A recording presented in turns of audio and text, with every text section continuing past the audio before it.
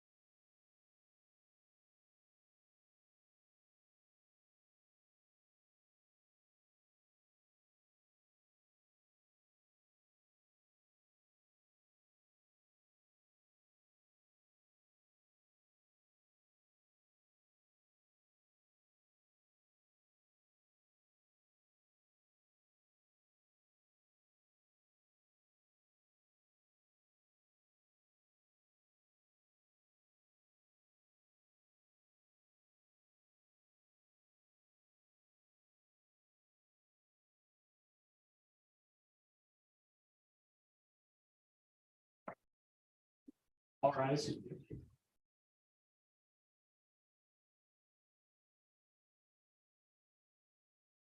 You may be seated. Well, welcome to today's session of the Kansas Court of Appeals. Glad to have counsel here in person. It's great to see your faces, and we'll look forward to your arguments. So thank you for your appearances today. My name's Catherine Gardner. I'll serve as the presiding judge. And on my right is Judge Tom Malone. We got the wrong name.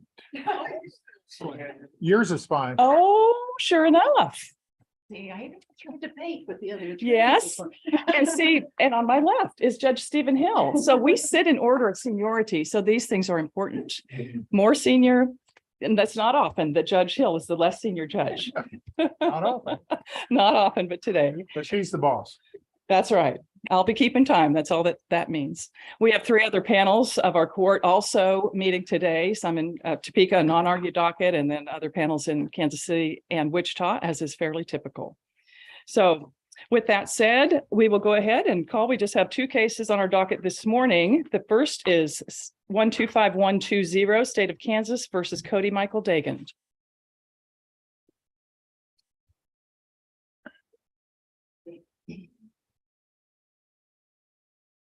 And when you're ready, counsel, you may state your appearances, please. So today, I think the state appears by Deputy District Attorney Jody Rippin. May it please the court, Mr. Dean, Patrick Dunn, Deputy Appellate Defender. Thank you both. So the state is the appellant, so you may begin and just let me know if you'd like any rebuttal time.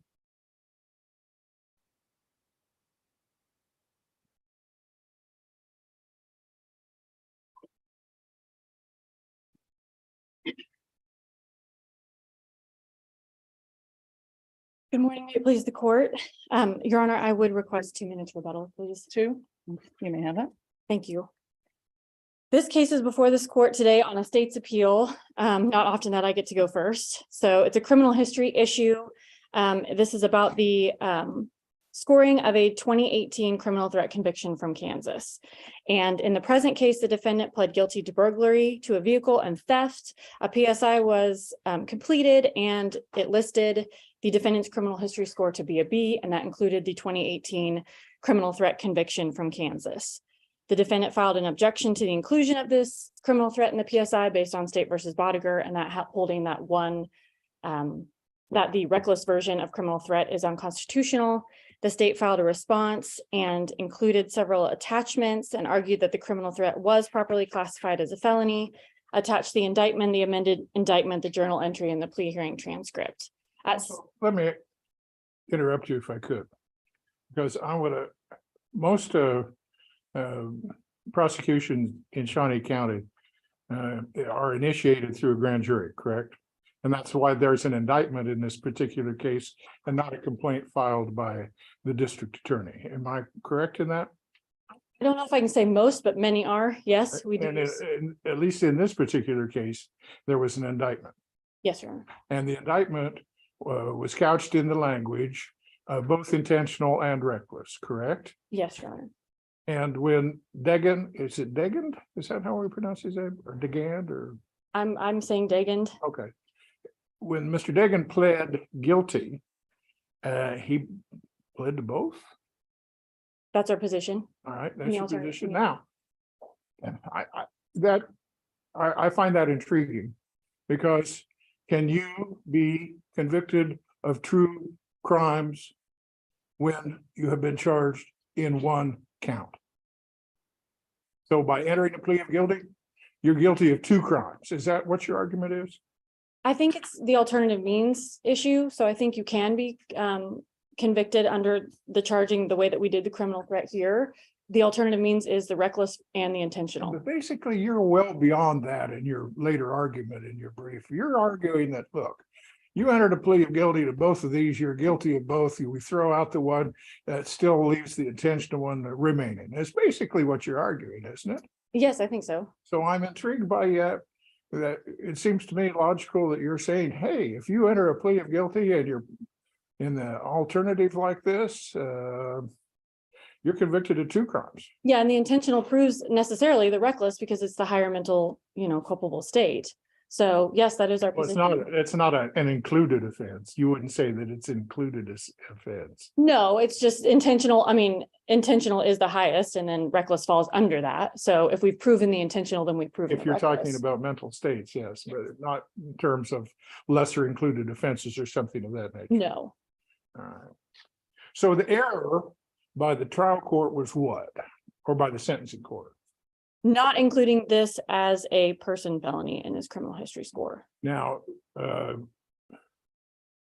that leads me into the second part of my inquiry, which is the modified categorical approach.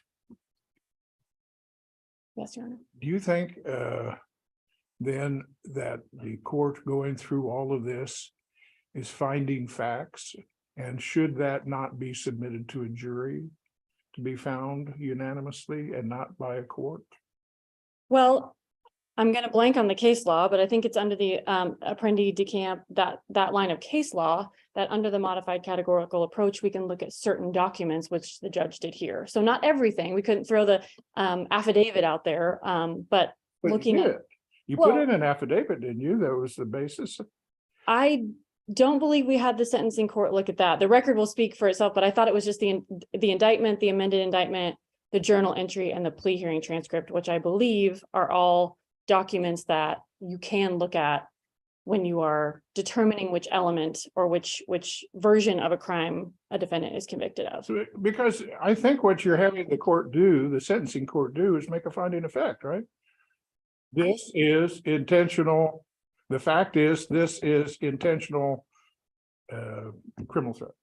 I think the state's position is no, it's not a finding of fact as a violation of Apprendi. It's looking at the certain number of documents that you can look at to kind of peek into what elements of the crime that they were convicted of. So you're just looking for elements and which one is it reckless versus intentional. So I don't think it's a finding of fact. It's just which subsection of the statute or which portion of the statute they were convicted of.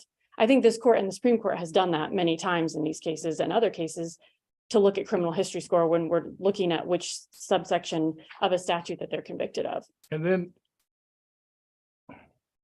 now, didn't we have a case similar to this last year in June? Where Judge Malone and I were on the panel and State versus Jackson. Yes, Judge, we did have another state's appeal actually out of Shawnee County where this court did hold that. There have been many panels of this court that have disagreed with the state's position here. The difference that I could see between this and Jackson is Jackson was a no contest plea. Yes. Now explain to me the subtleties of why a no contest plea is different than a guilty plea. Our position would be that that's not an admission of guilt, a no contest plea. You're just simply not contesting the facts. And here we have an admission of guilt to both the reckless and the intentional is what our position is. So we have that extra admission of guilt. And I think the district court here asked the defendant, although she didn't ask if he was guilty of an intentional threat. She did ask the defendant personally, I'm asking you, did you threaten Deputy so-and-so or Officer so-and-so? And he said yes. And then So if she said that was intentional, that's not fact finding? I don't- That's not that's asking the defendant is not a procedure under the modified categorical approach, is it? It's not, but it's asking whether the factual basis that was laid out by the prosecutor, that's our facts for the case. So we have the factual basis laid out by the prosecutor, which the court has to find meets all of the elements of the crime that was charged in order to find them guilty. So they're just accepting the factual basis by the prosecutor to find them guilty. Would be our position. And that substitutes for the categorical approach. Well, the modified categorical approach, you're looking at the factual basis given by the prosecutor. So I don't know that there's fact finding there. I think it's still just using that to find what elements or what subsection they're convicted of. All right, thank you. I'll let you proceed. I just had those on the top of my mind and I had to. Well, in your last statement, seems like you're arguing that the facts admitted by the defendant fall within that exception to apprendi. Yes, Your Honor. And that's, again, something that this court and many courts have used those, as long as we're using the right documents to kind of peek back to look, it's not a factual finding would be our position. And yes, the state does recognize we've got an uphill battle here because there are several panels of this court that have disagreed, but we would note that this panel is not bound by those and that this panel could find here, given that it's a guilty plea and that distinction makes a difference. And the admission and the district court having to make those factual findings here for a guilty plea are different than Jackson and Martinez Guerrero and some of the other cases that have had no contest pleas. And then the alternative argument that we're making here is if we actually look at the factual basis that was given by the prosecutor at the plea hearing, we would argue that if this court just disagrees that the guilty plea alone cannot establish that the factual basis here establishes that the criminal threat was intentional. And I'm summarizing here the factual basis that was given by the prosecutor in that case. I believe the defendant was at either his mother or father's house. He was acting belligerent towards one of them and wanting to fight with the officers, calling them explicit names. And he made That gestures. couldn't be done in the heat of battle, could it? That couldn't be done irrationally when somebody's angry or upset. It could be, Your Honor, but if we keep going, he picked up weapons and moved towards the officers, told them that he was going to shoot them, and at some point wanted them to shoot him. So I think that those circumstances push it further into the intentional threat. Didn't the defendant take issue with at least part of the factual basis? Or am I not recalling that correctly? He did, Your Honor. I think it was about whose property it was.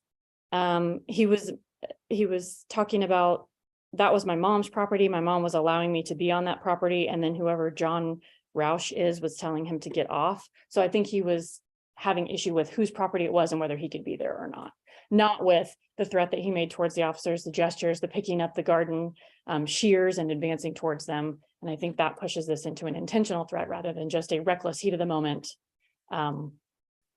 threat, as this court has found, or as panels of this court have found in other cases.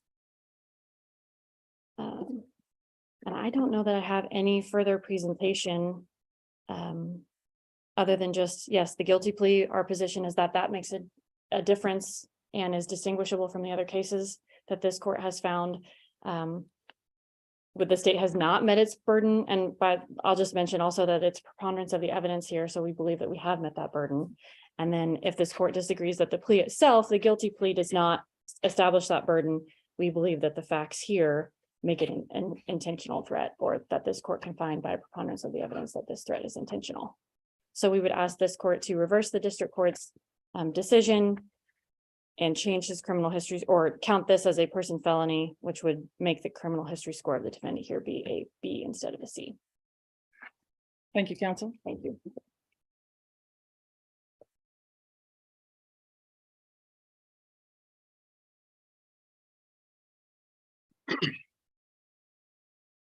May it please the court, Patrick Dunn, Deputy Appellate Defender, here today on behalf of Mr. Docket. I feel like Yogi Berra because it's like deja vu all over again.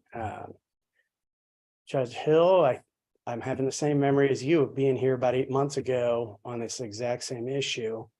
I think this is. Oh, but counsel makes a difference. She says the man pled guilty. So that that inoculates it, makes it good. So tell me about that. Do you agree with that? Well, there is certainly a difference, I won't deny, between a guilty and a no contest plea. And a guilty plea pleads that admits to the well-pleaded facts. So what are the well-pleaded facts? And I think this is where the state runs into its problem. We go ahead and we look at the amended indictment on or about 25th of November, 2017, Shawnee County, Cody Degan, yada, yada. Unlawfully and feloniously threatened to commit violence against Deputy Robert Miller and communicated that threat with the intent to place another in fear, yada, yada, or communicated that threat in reckless disregard of, et cetera, et cetera. So what does that tell us there? Well, there's a really important word in there, and that word is or. The state, however, wants to read that differently. It somehow reads that or to be an and that is a big, big, crucial distinction between and or. That means he pled to one or the other. As Your Honor pointed out, you cannot be charging two crimes, be convicted of two crimes. That would be a duplicity problem, I believe, as opposed to a multiplicity problem, which is something that I haven't talked about in years and years and years. Back to us if you start. They used to, Multiplicity. courts used to even confuse the two terms and would get thrown about, but they are not the same Duplicity thing. is I think a legitimate question here. Can you be convicted of two crimes by pleading guilty to one count? No, I do not believe you can. These are not it's not a lesser included offense situation. These are both exact same severity level. These are alternative offenses, and you are not pleading to both. You are pleading to one or the other. That is what the word or means. And if you're found guilty, it's one or the other, That's correct. depending upon the instructions. But there was a plea here, so there wasn't any jury trial, wasn't any jury instructions to look at. Or the factual basis for the plea in the case of a plea.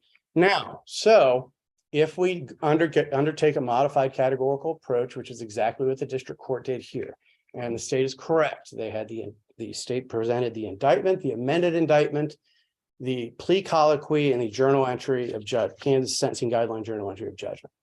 Start with the least helpful, which is the Kansas Sentencing Journal entry of judgment, which just said the conviction was for criminal threat and cited the statute. Why don't you just jump to the factual basis? That's the only thing that really matters. We've already talked about the indictment. In the factual basis, the state went and presented basically, this case was a plea bargain in which he was originally charged, I believe, with two counts of aggravated assault for threatening the officers. And the state went ahead and basically, near as I can tell, read the affidavit, which supported those charges of aggravated assault. The thing is, aggravated assault is different, and Mr. Degan had some qualms about that. While the state said, oh, we know what he was thinking, that's not what he was challenging. Guess what? When we try and guess what he's thinking, what are we doing there? We're trying to make some factual findings, which is something we know we can't do. I think they actually grabbed the garden shears and threatened to assault the officers. I don't believe he said the threat was at one point, I'm going to shoot you. And then that was the initial threat against both. And then I believe he picked up some I think a garden spade or a garden, one of those little pick looking things, a couple of garden tools. Is And the when short he of it. says, I'm going to shoot you, doesn't that tell us what his intent is? No. If that did, Lindemuth would have come out a completely different way. Likewise, Martinez Guerrero would have come out a different way. So would, I don't believe Jackson would involve. Well, those things can be said in the heat of passion. That's exactly when it can also be irrational. Now, I certainly think if we're going to be delving into facts and making our own factual findings, when someone asks officers to shoot him, I don't think that's the thought process of a rational mind. That certainly demonstrates irrationality, again, providing evidence of recklessness. So we don't know. And frankly, at the time, it didn't matter.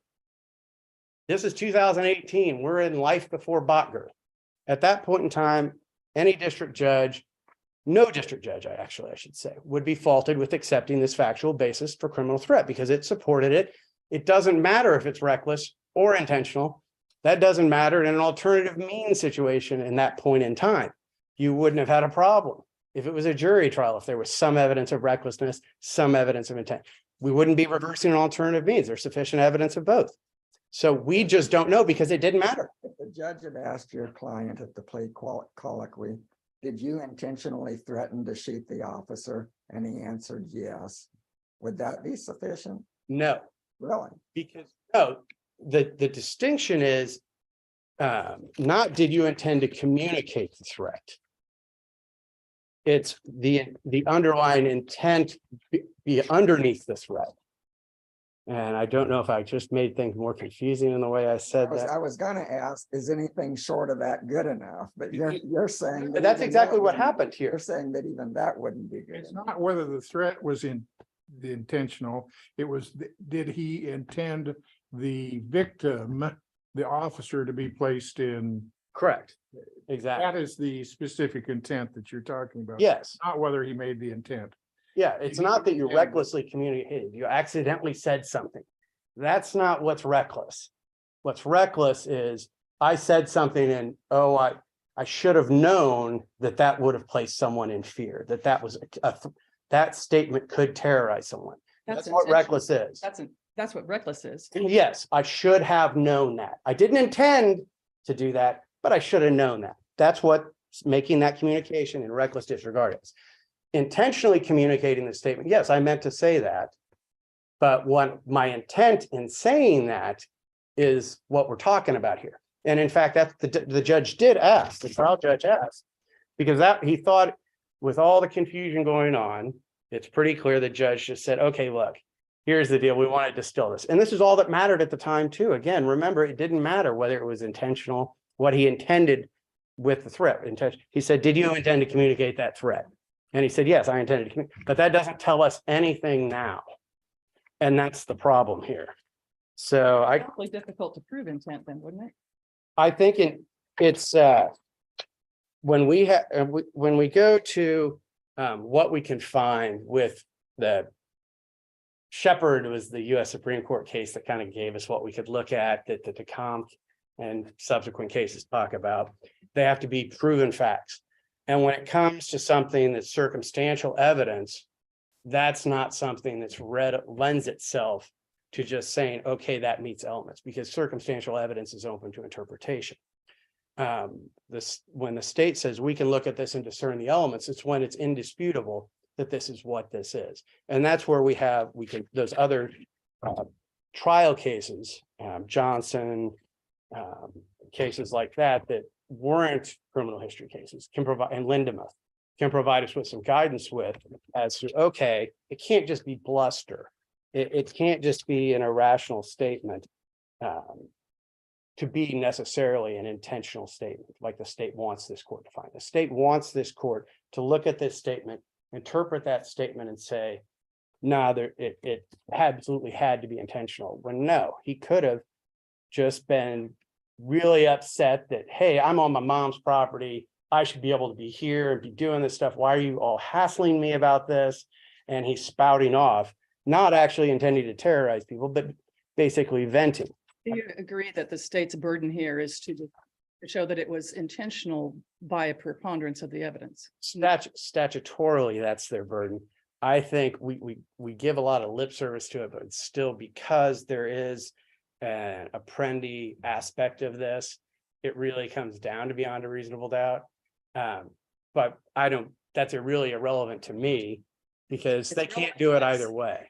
No, but the state can't meet it either way. Well, under Apprendi, if you're going to enhance it, it has to be done To a jury. Yeah. Or from the Permit. documents, You can waive any right as long as it's a knowing and voluntary waiver. And we didn't have any sort of waiver of that here. Well, And as a matter of fact, he objected to the criminal history, which is the exact opposite of a waiver on this. I bounced around a lot and I think I've covered everything in my 4 pages of notes that I had. So unless the court has any other questions, we would simply ask to follow Guerrero and the other lines of cases and to affirm the district court's decision. or Johnson. or Jackson? We were here. Yeah, With follow both Jackson. council and I both were here on this. I remember. Council, And your honors, I don't believe I have any further presentation, so I would waive rebuttal and this is what has questions. would you address his statement that it really doesn't matter when we talk about the burden of proof beyond a reasonable doubt, the Apprendi type thing, versus the statutory burden here to show that it was intentional by a mere preponderance of the evidence? Do you have any thoughts about that?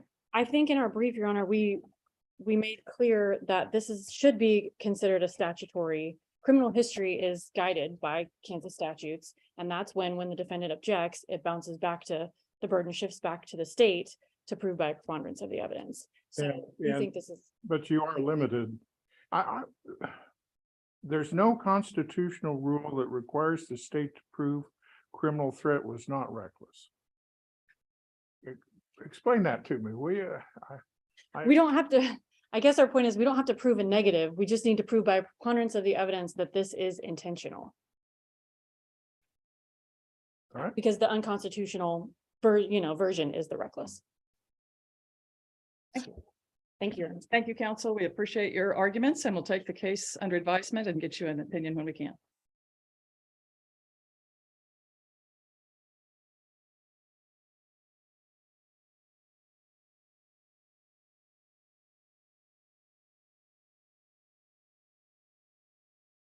Next case on the docket is 124833, Marty Wickham and William Franz, Appalese versus City of Manhattan, appellant.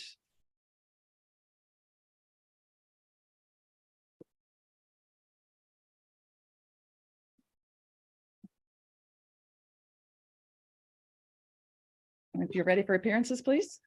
Good morning, Michelle Stewart and Katie Jackson on behalf of the city of Manhattan, Kansas. And which of you will be arguing? I will. Thank you. I'm Joe Dopp, appearing with Bill Franz, on behalf of Bill and Marty Franz, the appellants, appellees and plaintiffs in this case. Counsel.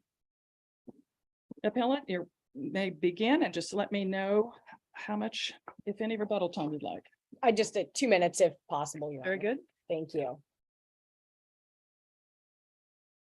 Good morning. We are here today to talk about statutory construction. I know it's everyone's favorite topic and it harkens back to law school, but that's really what this case boils down to and what the appeal boils down to is whether the general statute of KSA 60/2006 applies in the situation that is before the court involving a single vehicle accident involving one motor vehicle, and whether it applies to a municipality or governmental entity like the city of Manhattan. Tell me why it shouldn't. Why Yes. shouldn't this? It seems to be a pretty general statute. It is a very general statute, Your Honor, and that is why it does not control over the specific statutory governance for governmental entities found in the Kansas Tort Claims Act. So you think the only way you can sue a city is under the Tort Claims Act For a tort for a tort? negligence, correct? But this is pretty specific statute, isn't it? If It- there's a automobile, if it's involving a motor vehicle and there's property damage and it's negligent operation and it's under 15,000, there's a lot of specifics there, isn't there? Specific, but they're not specifically controlling this, how you bring a claim or the statutory framework for bringing a claim against a municipality. So to impose, read this statute to say, hey, municipalities are exempt. No, Is that what you're wanting us to say? what the city of Manhattan is asking the court is to adopt the rationale they held in Brown versus Zimmerman last year, that specific statutory structures for presenting claims to governmental entities applies over a general statute. Well, factually, they complied with the Torts Claims Act in this case, didn't they? I mean, you didn't appeal it. You're only appealing the award of attorney's fees. Correct. So all of that, the negligence of the city, we take for a given, and all of the snowplow and the mailbox and all of that, that's not before us. Well, it's interesting to me to hear you say that, because in the statute right in front of it, 62,005, the legislature did exempt municipalities from that. This is all in the section on court costs. municipalities don't have to pay a deposit when they go to court. And so they exempted it. The very next statute on attorney's fees, taxes, costs. I don't see any exemption for municipalities there. You're right, Your Honor. There's no exemption written in the statute. However, the controlling statute for any governmental entity like the city of Manhattan, and not just the city of Manhattan, but every governmental entity in the state of Kansas, has to be governed by the Kansas Tort Claims Act. Oh, I agree, or operationally. I mean, if you're gonna sue somebody in a city, you're gonna have to follow that to the letter of it, because there's all sorts of landmines in there, I think. Not only that, Your Honor, but the KTCA sets forth the specific statutory framework for when a governing body or an entity, how they settle and resolve claims, because municipalities and governmental entities have to look at claims differently because they are taxpayer funded. And that's why the specific statute, the Kansas Tort Claims Act, sets forth in 6106B how governmental entities compromise and settle tort claims brought against them. And the city of Manhattan, like many other governmental entities, has passed a resolution as to what burden you have to meet or what that is for paying a claim. But And they that's within conflict. their organization, within the organization of the city. They govern how they do this, and there's a little bit of sovereignty there. There's a little bit, but Basically, your opponent argues that the Tort Claims Act, all it did was just eliminate sovereign immunity. it didn't. And if you read the Tort Claims Act, the Tort Claim Act goes on to not just say, this is how you have, these are the notice requirements you have to give a city. To follow these 12105B notice requirements, or you can't sue a city. They also goes on in 756106B and talks about how tort claims against governmental entities are compromised. They can be compromised or settled by the governing body of the municipality in the manner that the governing body may designate. All right, in this particular case, that the city attorney upon investigation says, yeah, let's offer them a couple of $1,000s for their mailbox. Is that legitimate? Could it have done that? They could have. So how is it any different if they have to go to court to get the same amount? The amount, it's the imposition of the attorney's fees, because that changes the component. So here's where the rubber meets the road, and the conflict between the general and the specific statute comes into play, especially when you're dealing with municipalities. You have a 12105B notice that says X, Y, and Z happened. We think that, the snowplow hit our mailbox. Okay, well, give us your evidence, because we have a way, That's what happened in this particular case. we have a way to do that. So the city was faced with multiple different versions of events. First, it was one thing, then it was another thing. And that's, but really it's not I'm not arguing the facts, Sharon, but what is important is if there were competing facts, so that when the city is analyzing this under the KTCA structure, there is not a substantial amount of proof that we did anything wrong. The It city. seems to me you're arguing that this is a difficult thing for us to do, and that's why we had to go to trial. And it's just unfair that we have to pay on a $3,000 claim, $10,000 worth of attorney's fees. Actually, Your Honor, what the argument is, and what the point for the statutory construction and the problem with the conflicting statutes is that they don't line up. You've got a Tort Claim Act that you may have denied because it didn't meet the substantial burden or the substantial evidence requirement, because cities, municipalities, governmental entities can't just say, yeah, okay, we'll choose to pay these. They have to have a framework. And that's why they say, we will pay when there's substantial evidence. If you have denied that claim under the Tort Claims Act because it does not meet that burden, it does not have a substantial evidence that the city was even involved in the accident or had a negligent operation of a motor vehicle, and then you are subsequently, like we're faced in this case, a second notice after you've already denied it, a second notice goes out for, hey, we're filing a claim under 60-2006, and now you're gonna have attorney's fees. That notice does not guarantee attorney's fees. That was a letter. Actually, it wasn't in the record, was it? I can't, It was in the appendix to your briefs, it and we've got a little problem with that. If it's not in the record, we're not supposed to consider it. But you're talking about a letter written by counsel to the city attorney, correct? Correct, after the suit was Citing 60-2006 and attorney's fees. correct, And you're saying that's the first time you ever noticed that. correct. That was the first time that was notice was That's given. not true. You got that after you were sued. Correct. and you were sued under KSA 60-2006. No. The petition says that. Well, so let's go back. We can't forget, we got a 12105B notice of claim first. Well, that's was- all done. You've but hang on. already denied all of that. Correct, They have to do all of that, correct, and then they sued you. correct. And then after they sent you this letter. But it doesn't make any difference because you were put on notice when the petition was filed that they're going under 60-2006. It's under $15,000. It's operation of a motor vehicle and they're claiming negligence. So they're going to ask for attorney's fees. The statute You aren't saying it was surprise, are you? 62,006 specifically says if you're going to get an award of attorney's fees, you have to send the notice, a request to settle 30 days in advance under the statute. That's one. And the 120 doesn't satisfy that? We didn't have notice of the 2006 in the 120. What the global point, Your Honor, and why these statutes are in conflict is that we've already denied it. Then you get a lawsuit and then the city then must be faced with going back and reevaluating, is this the proper public purpose? Is the public purpose doctrine satisfied by now reversing a denial just because you might be subject to attorney's fees? I don't see how that inoculates you because you're using public monies. You use public monies all the time. You could have used public monies to settle this claim initially. You're saying it was illegal to settle claims with Oh, public absolutely. monies? Absolutely not. Well, how does it inoculate it now?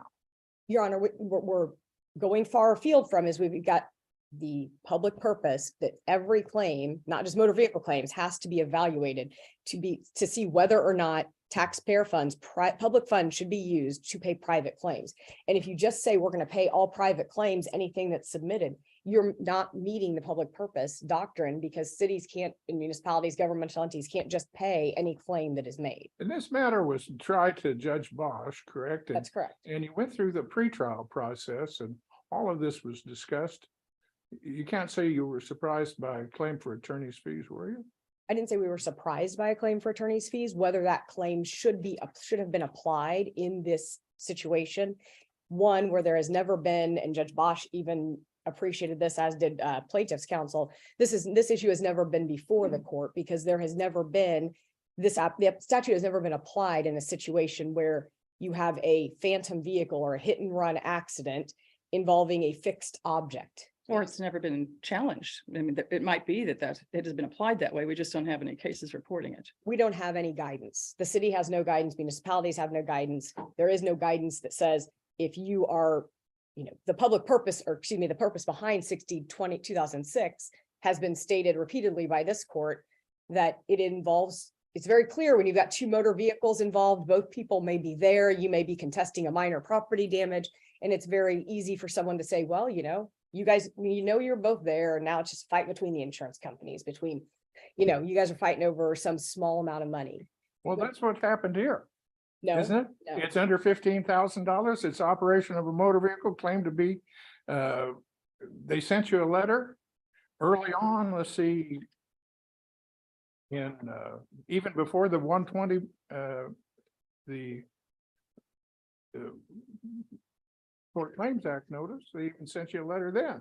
Why doesn't that satisfy the at least 30 days? Your Honor, because the 12105B notice continued to change. The claim under the 12105B notice continued to change. It first was your city snowplow pushed too much snow in front of our mailbox, caused damage. Then somebody came overnight so we are evaluating the claim under the KTCA framework, not anticipating that this is going to be that 2006 is going to be applied in a single vehicle accident where we, the city, the municipality, contests that they were even involved in it. Let me ask you this. How much did the city offer to settle this for prior to going to the lawsuit? Nothing, Your Honor. And I'm not sure that doesn't actually play into what the is before the Court of Appeals, whether or not settlement was offered. It is whether 60. Well, I'm trying to see if the statute was satisfied. Did you tender an amount equal to the amount that was, did you offer to settle or tender that amount of what is it, $3,200? No, Your Honor. No. Did they recover $3,200? Yes, Your Honor. Did they incur attorney's fees for having to come to court? Of course, Your Honor.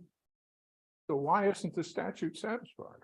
Because 60-2006 has never been applied in this situation. There's nothing in the statute that talks about it is a statutory intent or the legislature's intent that this would apply to a single vehicle phantom hit and run accident. This has never been applied in a case where you can say, hey, I noticed damage. My bicycle was run over, my mailbox got hit, and you guys were the last people there. So you have to be liable for it. And if not, if you don't offer to settle it with me, I'm going to go to court and I'm going to assess attorney's fees against you. You seem to argue in your brief too, that this is gonna, if we rule a certain way, this is gonna open up these poor cities to be inundated by these small claims, correct? Absolutely, Your Honor. All right, now, you do recognize though, that the defendant under this statute can get attorney's fees, correct? The defendants to be awarded attorney's fees, a written offer of settlement of such claims shall have been made to the plaintiff at such plaintiff's last known address, not more than 30 days after the defendant filed the answer to the action. So the defendant has a right to seek attorney's fees under this. This statute runs both ways. So you can protect yourself. Look, we're offering to settle this for X number of dollars. If not, and you receive nothing, we're going to come for you for our attorney's fees. But Your Honor, Doesn't that offer you some protection? that is the exact statement, that is the exact portion of the statute that shows it applies to accidents involving two vehicles where there is conflicting, who was at fault, who has damage. It doesn't fact, say that. It says the defendant can defendants. make a claim. If you're involved in a single vehicle hit and run accident, the defendant, in this case, the city doesn't have a demand to make for any damages. So there was no The claim that would be made for the attorney's fees you incur in defending the action. No, the demand has to be made for the damages you suffer under the statute. That's what it says. You have to make a demand for payment of a claim that you have made. And that's the inherent conflict, is that there is no opportunity under the statute. A written offer of settlement of such claim shall have been made by the plaintiff. So Defendant, Yes. the defendant would have to first, if the defendant wants attorney's to the fees, to the plaintiff by the defendant. the defendant would have to make a claim for damages to the plaintiff. The plaintiff doesn't settle, and then there is no resolution, and then attorney's fees are awarded. I was also intrigued by your argument that when you were citing, there were several insurance act cases where the court refused to award attorney's fees for the case of first impression. Why should that apply here? It's not that insurance company claims, or that that's not the gist of the crux of the argument. The reason that is a matter of first impression, and the reason that attorney's fees should not be awarded, is because there is no statutory guidance. There's no guidance from the court as to whether or not attorney's fees are going to be awarded.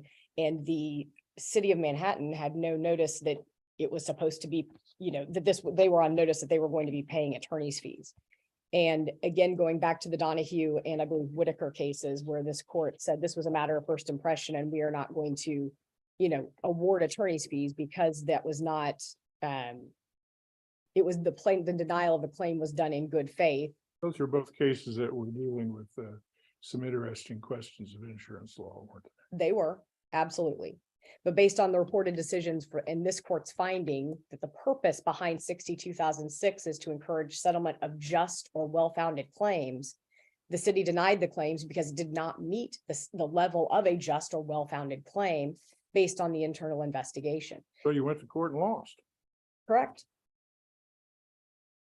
How is your payment of attorney's fees here any different than in a regular situation in civil, where you have a rule 68 offer of judgment made? It sets up the same type of thing, that if you don't recover more than what's been offered, then you pay the attorney's fees.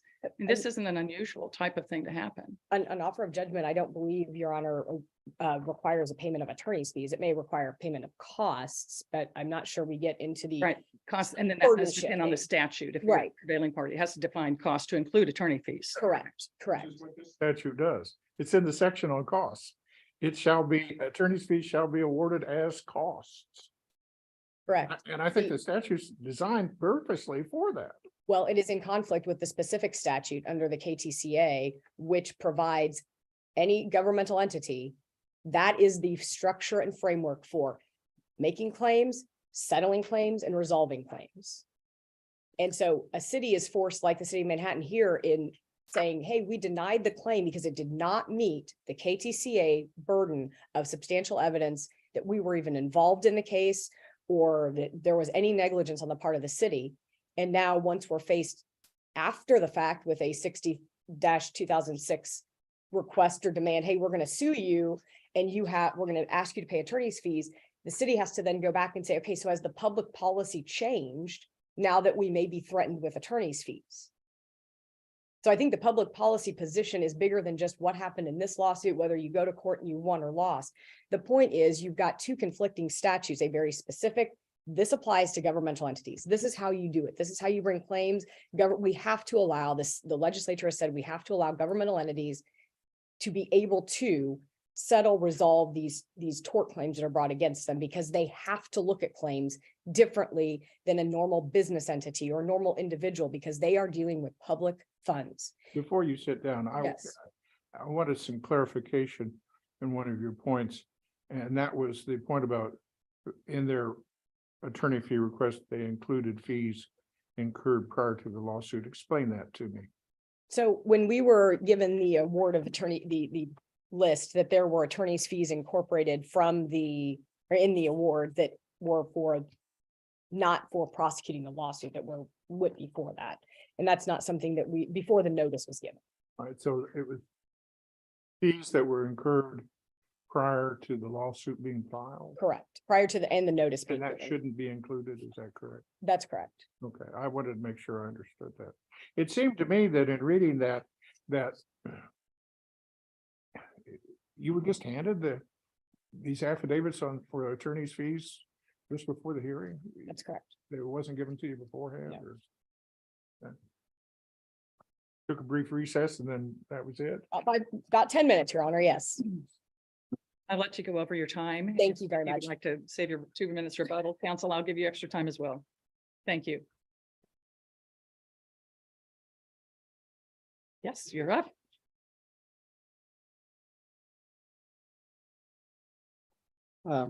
I'd like to address the tort claims application and how it relates to the 60-2006. If you look at the Gearing case, Gearing case said that the Tort Claims Act is not substantive law. It is a gatekeeper to determine what actions formerly were denied by the doctrine of governmental immunity that we're now going to allow in light of Brown versus Wichita State. What claims we're going to allow and which claims still have immunity from lawsuit. And so the statute of the Tort Claims Act says A through V in 75 1604, they say there's still a whole list of claims you can't bring. But one of the claims you can bring, which everybody agrees you can bring, is for negligent operation of a motor vehicle. So once the Tort Claims Act is the gatekeeper, and once the Tort Claims Act says you're free to proceed, then 1603 says the underlying principle. Once you proceed, you're going to be treated the governmental unit is going to be treated exactly like a private citizen would be. And the rules of civil procedure are going to apply to the governmental unity the same as it would to a private citizen. So Article 20 of Chapter 60, the Code of Civil Procedure, is going to apply to everybody. And that is where we're at today. The city wants to say, no, wait a minute, because the Tort Claims Act says that the city can determine when and how it settles the case. That means if they choose not to settle, by golly, it's not settled, and we don't have to pay any of the costs assessed under the Code of Civil Procedure for failing to settle. But isn't that their argument, is that they don't have the choice like a private person would? They have this statutory burden that has to be met evidentiarily before they can grant a claim. There's no statutory burden, it's their own burden. So they could say in their own mind, which they've done, it has to be substantially well-founded or substantially found by the legal. I don't know what that means. They can decide that they can make the policy. We're not going to settle anything. We're a fight to the wall. We're not going to settle a darn case And if you want to sue us, we're going to go fight you to the wall. And that sends a message to the citizens of that community too. And the only thing that outweighs that balance between the powerful and the citizen owning a mailbox that's been hit by a snowplow is the potential, at least they won't be out anything if they win and they get their attorney's fees paid. We're not asking for treble damages. We're not asking for punitive damages. There's no way we're going to gain anything other than what we've lost. The loss of the mailbox and the loss of actual attorney's fees trying to get that recovered. So this is not a get rich quick deal. It's just give us justice. And so that's what's happened here. So if the city were to say, it's our procedure to not pay any of these claims, they are doing that at their own risk because they're stepping into court under the Tort Claims Act, like any other private citizen, and facing the same consequences. So they say, wait a minute, this is a big surprise to us. Nobody's ever asked for attorney's fees before, and this is a case of first impression. Because this panel may say, yeah, you're going to have to pay attorney's fees. We're shocked we shouldn't have to because it's a case of first impression. What's your reaction to that? You know, in the old days, and 40 years ago, we had private law firms representing insurance companies in every little town and county seat in the state. And slowly but surely, all of those cases have gathered into large law firms who are very, very, very sophisticated in personal injury and automobile accident cases. They're well aware of 6206. If they aren't, they're misleading us. So they know that's hanging out there in the regular case. What they're trying to say is, oh my, the statute doesn't mean that. The statute means it's got to be two cars colliding. I don't read two cars colliding. It just says negligent operation of a motor vehicle and property damage. You know, the reason we don't have, I think we don't, let me just say this. If a car runs into my accelerators and it's stuck, or they push the accelerator and they run into the wall of a building, it's pretty hard to argue that the building was negligent. And usually that doesn't ever come up. So that's why we don't have these cases involving property damage. Now, I can see where you might have a situation where a cow's out in the middle of the road and the owner fence was down or whatever. You got to figure out who was at fault for the cow being there, whether the guy had the last chance to see it. So that it doesn't require two motor vehicles colliding for the statute to come into play. It's clear reading of that. I've stood before this court arguing that probate courts, 6 months the statute shouldn't apply literally, because we ought to look at the intent and public policy of allowing things to be forward. And the courts have said, no, read the statute. Well, I was referring to the two citations she gave in there, the two cases where attorney's fees were saying, well, but this is a first impression case, so we're not going to make you pay it. Yeah, and you were exactly right by saying that those are insurance cases where the statute under which the court was given the authority to make that decision, to have that discretion, was included in the statute that said the courts may, upon reasonable, those have statutory basis. Here, there's no statutory basis for making any kind of discretionary call. If we allow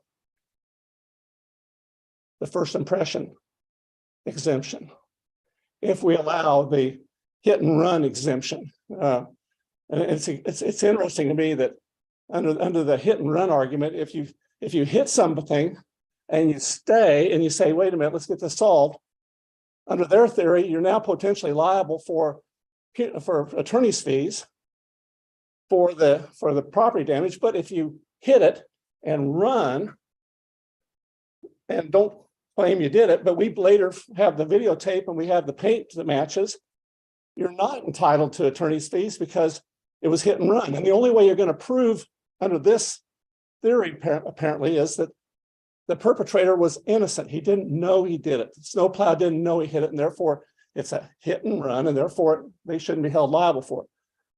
Those kinds of extrapolations, judicial construction, judicial legislation is dangerous, because what's going to happen, as you know, is that the next case that any one of the 105 counties, the 300 school districts, the state government, every city and county and every city, village and town in Kansas is going to say, I've got a first impression case here.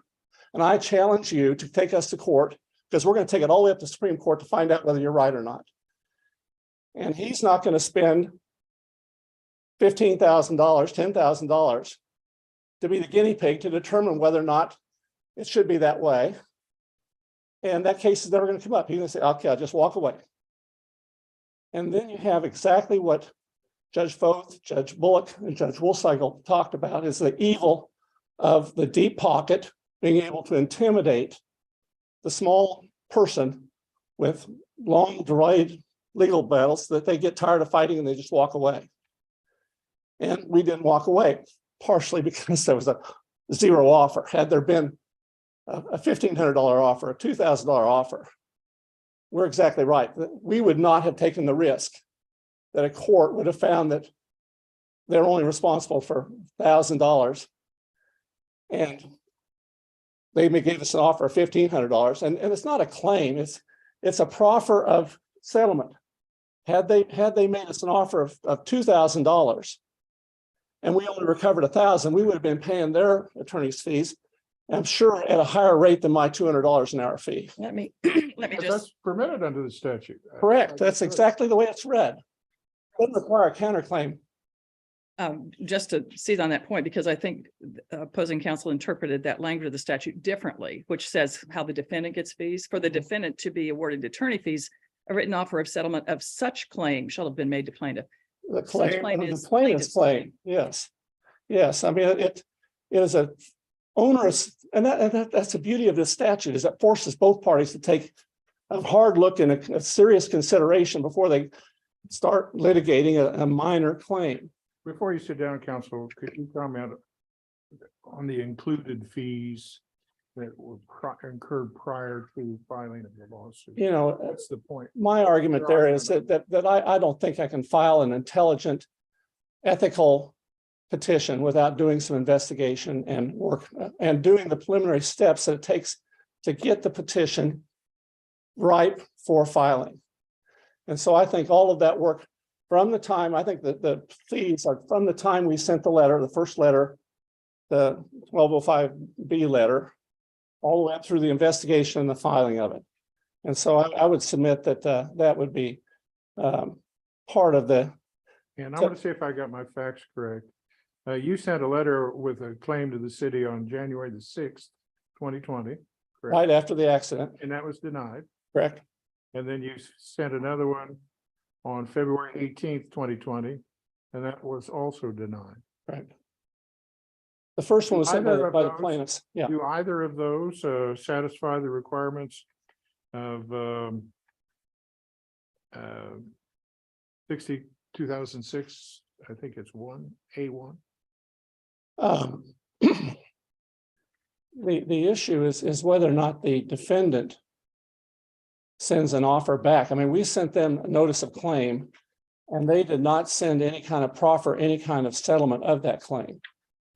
My argument still is that it's a little bit presumptuous of me to argue that I'm entitled to attorney's fees before they've even responded to the plea. And I think that they're a sophisticated group that I suppose it's a bit patronizing to say, okay, by the way.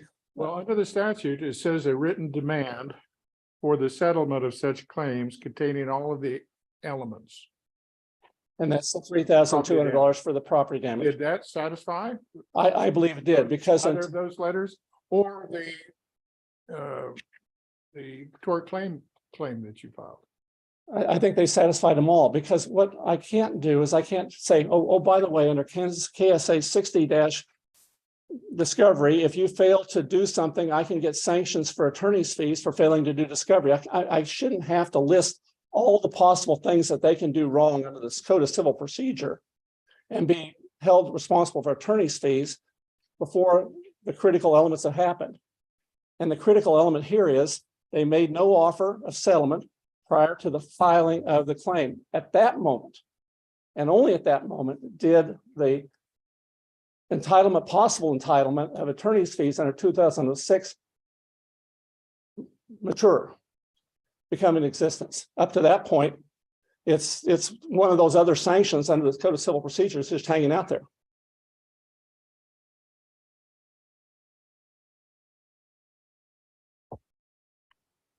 Thank you, Council. Thank you. I'll give you 2 minutes rebuttal, please. Thank you, Your Honor. I wanted to clear up a couple points. When we're talking about the question was asked about the claims submitted or the letters submitted early on, Judge Hill, I think you had brought that up. Those claims, those tort claims are submitted by the plaintiffs. They weren't submitted by counsel. And they never had any request in for the amount of damages for attorney's fees under 60-2006. And that is another reason why that notice was never given, or that notice is not proper under 62-2006.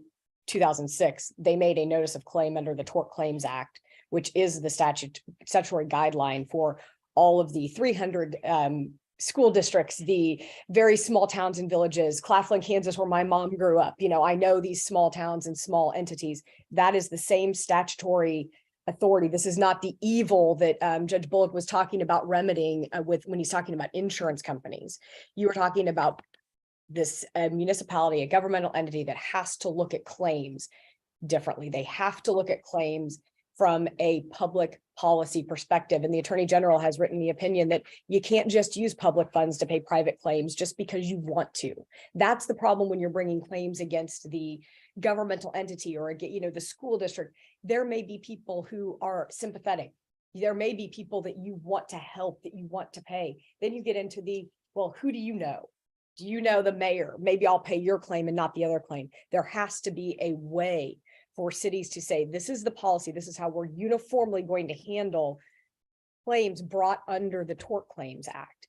And when you once deny a claim, the city is then placed in this Hobson's choice. We've denied it. Does our public policy change now that we may be faced with attorney's fees? And in addition to that, you've got the issue as far as notice. So if you've got a KTCA notice, so you file your 12105B notice on day one. And along with that, you say, I want attorney's fees under 60-2006. That only requires 30 days. And then you file your lawsuit. You've then deprived the city of those statutory 120 days. Why do you have to file the lawsuit within 30 days? We don't have to, but you can. That's the point of the statute is you can. And so again, it shows the conflict between the general and the specific. To get fees, you're saying you have to file more than 30 days before. Correct. So you have to have you have to have 30 days before the suit's filed. You have to send that letter saying, here's our demand under 62-2006, which is less time than what a governmental entity is allowed if you are proceeding under the Tort Claims Act. So there again, if you say I'm suing under the Tort Claims Act, here's your 12105B notice, city, you have 120 days to investigate, to make inquiry, to ask questions and find out what happened. If simultaneously you're filing or in the middle of that, you say, oh, I'm also demanding attorney's fees. They have the ability to file suit within 30 days and not wait that 120 days and allow the governmental entity to have their full time to investigate those claims. This is a statute that deals with costs. It doesn't give them the direction on when to file their lawsuit. It's what they can ask for costs. It's not a procedural statute, is it? Actually, it is, because you have to do those certain things if you want to get an award of attorney's fees. If you want an award of attorney's fees under 60-2006, you have to have followed that statute. So it is a procedural statute for someone to follow if they want to be awarded attorney's fees. Or costs. And that is in conflict. The statute doesn't tell them how to sue a city. It doesn't. But it tells them what to do if they would like to recover costs from someone that they have sued under the statute. If they don't meet those statutory requirements, they can't, as Your Honor read out, you have to do this, this, and this to get the attorney's fees. And so it is a procedural mechanism by which has been set forth on every decision out of the Court of Appeals that we have actually interpreting the statute to remedy the evil of property damage in a 2-vehicle accident. And this court has also been reluctant and did not allow additional damage type claims, diminution in value, those types of claims to be added on. This is a property damage involving 2 vehicles, and the issue of comparative negligence. Mr. Knott, posits that, well, this hasn't been brought up because, fixed objects don't have liability. Well, what about a fixed object that's in the wrong place or placed in a statutory, is not a mailbox that was not in the proper place, or a bicycle that was left on the road improperly? There can be comparative fault, and that is not taken into account in this statute either. You've exceeded your time. Yes. Any questions? Thank you. Okay. Thank you, counsel, for your arguments. We appreciate that, and we will get you a written opinion as soon as we can. Thank you. This ends our session for this morning, so court will be in recess until 1:30.